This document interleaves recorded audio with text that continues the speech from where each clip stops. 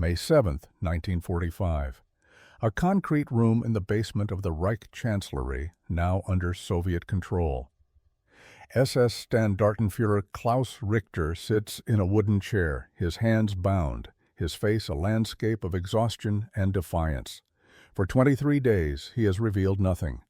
The NKVD interrogators have tried everything short of physical torture, sleep deprivation, psychological manipulation, threats against family members who may or may not still be alive. Richter has given them nothing but his name, rank, and a silence that has become legendary among the Soviet intelligence officers working the Berlin captures. He is a vault, and conventional keys have failed. Then Major Yevgeny Serov enters the room carrying something Richter has never seen before. A leather medical case. Inside, wrapped in velvet, a syringe filled with liquid the color of tropical water. Richter's German is excellent, but Serov speaks in Russian, letting the translator convey the words slowly, deliberately. This is not torture. This is simply a way to help you relax, to make our conversation easier. Richter tries to pull away, but two guards hold him steady as the needle enters the vein in his left arm. The injection burns. Then, nothing. Richter waits for pain that never comes. 18 minutes later, everything changes.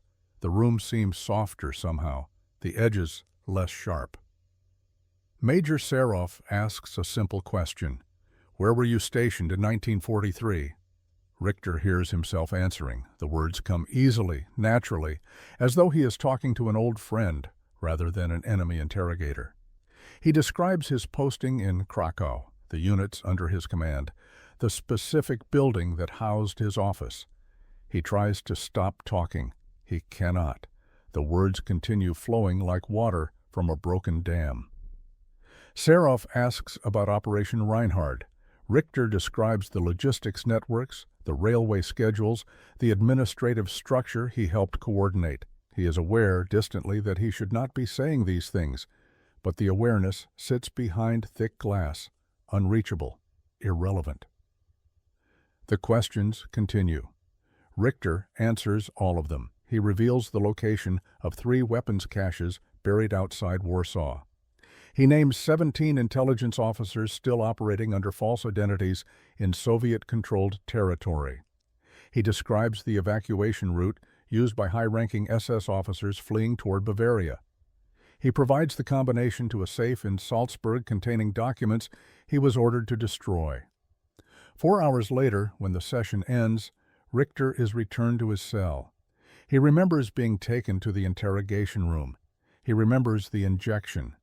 Everything after that is blank, as though someone has excised those hours from his memory entirely. But the guards who escort him notice something. He is crying. He does not know why. The substance injected into Klaus Richter was scopolamine, a tropane alkaloid that Soviet scientists had refined into the most effective chemical interrogation tool ever developed. It was not the first attempt at pharmacological coercion, but it was the first that worked with terrifying reliability. The problem facing Soviet military intelligence in the spring of 1945 was both enormous and time-sensitive. The Red Army had captured over 90,000 German military personnel in the final months of the war. Among them were thousands of officers, intelligence operatives, and technical specialists who possessed knowledge the Soviets desperately needed: the location of hidden Nazi gold reserves, the identities of Wehrmacht agents embedded in resistance networks, the technical specifications of advanced weapons systems, the evacuation plans of Nazi leadership fleeing to South America. Traditional interrogation was too slow. Physical torture produced unreliable information and left visible evidence that complicated post-war political narratives. What Soviet intelligence needed was a method that could extract information quickly, reliably, and without leaving marks that would make subjects unusable for propaganda purposes. The answer had been discovered 3 years earlier in a laboratory that officially did not exist. Laboratory 12 occupied a complex of buildings 30 kilometers outside Moscow. Hidden among pine forests and protected by NKVD security, that made visitors rare and unauthorized access impossible. The facility was dedicated to a single purpose: developing chemical and biological agents for use in intelligence operations and political assassinations. Its director was Dr. Grigory Myranovsky, a biochemist whose previous work had included developing undetectable poisons for eliminating Stalin's enemies. In 1942, Myranovsky received new orders: find a chemical method for extracting information from prisoners, make it reliable, make it fast, make it impossible to resist. Myranovsky began with scopolamine, an alkaloid extracted from plants in the nightshade family, particularly Hyoscyamus niger and Datura stramonium. These plants had been used for centuries in folk medicine and witchcraft, producing delirium, amnesia, and sometimes death. The active compound, scopolamine hydrobromide, was already used in small doses as a pre-anesthetic and treatment for motion sickness. But Myranovsky suspected higher doses might produce something more interesting. The first test subjects were political prisoners from the Gulag system, men and women, who had been designated for execution, but whose deaths could be delayed for research purposes. The experiments were methodical and brutal. Initial doses of 0.2 milligrams per kilogram produced only mild sedation and confusion. Subjects became drowsy but remained capable of resistance. Doses above 0.8 milligrams per kilogram caused violent delirium, hallucinations, and in several cases, respiratory failure and death. But at precisely calibrated doses between 0.4 and 0.6 milligrams per kilogram, something remarkable occurred. Subjects entered a dissociative state characterized by extreme compliance, reduced inhibition, and an apparent inability to withhold information. They remained conscious and coherent. They could answer complex questions. They simply could not choose not to answer. The neurological mechanism was elegant. Scopolamine is a competitive antagonist of muscarinic acetylcholine receptors in the brain, particularly in regions responsible for memory formation, attention, and executive function. Under its influence, the neural circuits that normally regulate speech and decision-making become disrupted. The internal voice that warns against revealing sensitive information goes silent. Questions trigger automatic responses before conscious processing can intervene. The subject feels cooperative rather than coerced. They believe they are choosing to speak even as that choice has been chemically eliminated. Myranovsky's team identified a secondary effect that proved equally valuable. Scopolamine produces anterograde amnesia. Subjects retained memories formed before injection but could not form new memories during the drug's active period. After the effects wore off, interrogation sessions existed only as blank space in their recollection. They knew something had happened. They could not remember what they had revealed. By late 1943, Laboratory 12 had refined both the compound and the administration protocol. The scopolamine solution was prepared in sterile saline with a small amount of copper sulfate that gave it a distinctive turquoise color. This was not decorative. The color allowed interrogators to verify they were using the correct solution rather than a placebo or different drug. Injection was intramuscular or intravenous, with effects beginning within 15 to 20 minutes and lasting 2 to 4 hours. The interrogation environment was carefully controlled. Rooms were kept comfortable, well lit, and free of obvious threats. Subjects were not restrained beyond what was necessary for injection. The goal was to create an atmosphere of safety that the drugged mind would interpret as genuine. Questions were asked in conversational tones, as though the interrogator and subject were colleagues rather than enemies. Under scopolamine's influence, this false intimacy became real. Guards became confidants, interrogators became trusted friends, and secrets that would normally be protected unto death simply flowed out like water.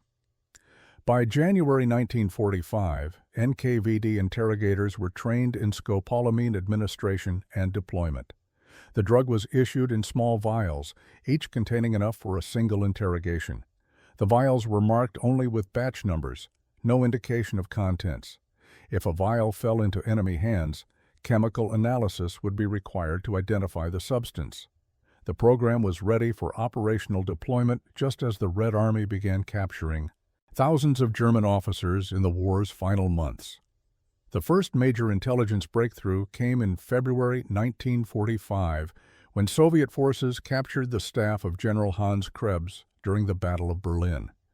Krebs himself would later serve as negotiator during the Reichstag surrender, but his staff officers possessed detailed knowledge of Hitler's final defensive plans. Standard interrogation produced limited results.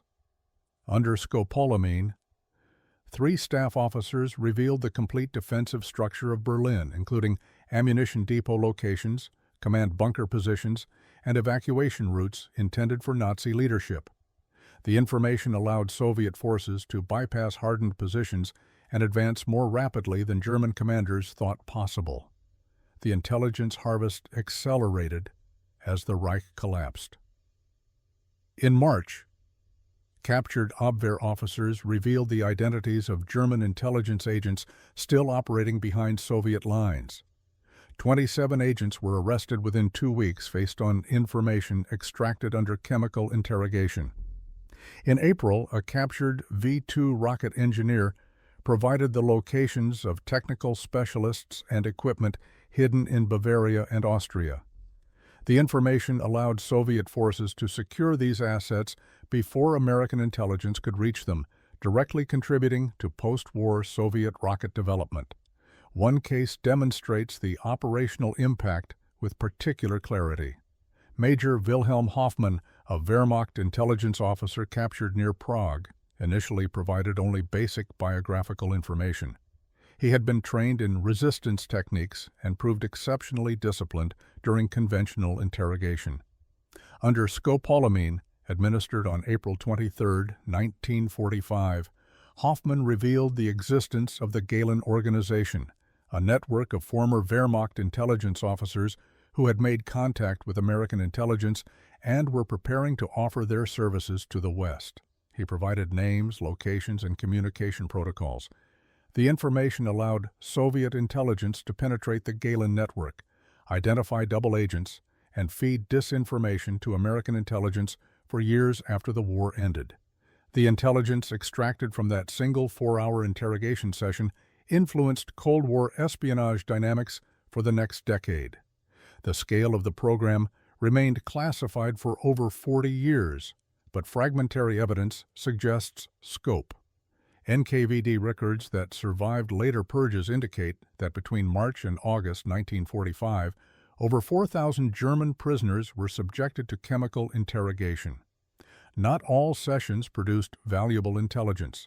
Some subjects confabulated or provided information they believed was true, but was actually false. But the success rate was high enough that scopolamine interrogation became standard procedure for any German officer above the rank of major. The psychological impact on German forces was profound and immediate. Officers captured in the war's final weeks reported systematic fear of Soviet interrogation that exceeded fear of death. Multiple cases exist of officers carrying cyanide capsules specifically to avoid capture and chemical breaking. The fear was not irrational. Scopolamine interrogation left no physical marks, no evidence of coercion that could be documented later. Subjects simply talked and then forgot they had talked, creating a special kind of horror. You could not resist. You could not remember. And afterward, you could not even know what secrets you had lost. This psychological weapon proved as valuable as the intelligence extracted. German command structure began to fragment as officers became unwilling to share sensitive information with subordinates who might be captured. Trust networks collapsed. The paranoia contributed to the chaos that accelerated German defeat. For 46 years, the Soviet Union denied using chemical interrogation during or after World War II. Official histories made no mention of scopolamine programs. Laboratory 12's existence was classified. Dr. Marinovsky was arrested during Stalin's anti-Semitic purges in 1953 and died in prison, his work officially erased. The denial was systematic and nearly perfect. When Western intelligence agencies raised questions about Soviet chemical interrogation methods, Soviet representatives called such claims propaganda and fabrication. The denials were lies, but proving them false required access to classified files that remained sealed until the Soviet Union's collapse in 1991. The Americans had their own chemical interrogation program, but it was markedly different in both method and effectiveness. The CIA and military intelligence used sodium pentothal, a barbiturate that produced sedation and reduced inhibition. Unlike scopolamine, which created an active state of compliance, sodium pentothal made subjects drowsy and sometimes uncooperative. The drug reduced resistance but did not eliminate it. Motivated subjects could still refuse to answer or provide false information. The comparison reveals why Soviet methods remained superior throughout the Cold War period. The mythology of perfect truth serums persists in popular culture, but the reality was always more nuanced. Scopolamine did not force truthfulness. It eliminated the will to resist. Subjects under its influence believed they were choosing to speak freely. They felt cooperative rather than coerced. But the information they provided was only as accurate as their knowledge and memory. Leading questions could produce false confessions. Subjects who believed incorrect information would report that information as truth. The drug could not distinguish between reality and false memory. What made scopolamine effective was not perfection but reliability. In approximately 75% of cases, subjects provided useful intelligence that could be verified through other sources. This was high enough to justify continued use despite limitations. Modern neuroscience has confirmed what Soviet researchers learned through human experimentation. No chemical compound can force truthfulness with complete reliability, but compounds like scopolamine can create mental states where resistance becomes neurologically difficult or impossible. The distinction matters less in practice than in theory. A truth drug that works 3/4 of the time is still the most effective interrogation tool ever developed. The post-war usage of scopolamine extended beyond defeated Nazi officers. During the Hungarian Revolution of 1956, Soviet security forces used chemical interrogation on captured resistance leaders. During the Prague Spring of 1968, similar methods were employed. The drug's use in Stalin's purges remains documented in fragmentary records.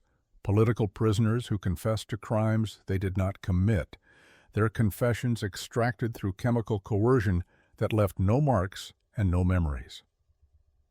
By the 1970s, advances in psychological interrogation techniques and the development of new pharmaceutical compounds made scopolamine less necessary. The program quietly ended, not because of ethical concerns, but because better tools became available. Laboratory 12 was closed and its records transferred to archives that remain classified. The scientists who developed Soviet chemical interrogation methods were never prosecuted. Most died of natural causes, their work officially forgotten. Today, international law classifies chemical interrogation as torture and bans its use. The ethical consensus is clear and nearly universal. Yet research continues in classified facilities whose existence governments officially deny. The knowledge that scopolamine provided, that chemical compounds can eliminate resistance and extract information, has not disappeared. It has simply moved deeper into the shadows, conducted in laboratories whose names we do not know by scientists whose identities remain secret. The turquoise liquid that broke Nazi officers in Berlin basements has vanished from history, but the principles it demonstrated remain. Somewhere in facilities unknown, the search continues for the perfect chemical key that can unlock the human mind completely. The temptation is too great to abandon, the power too valuable to forget.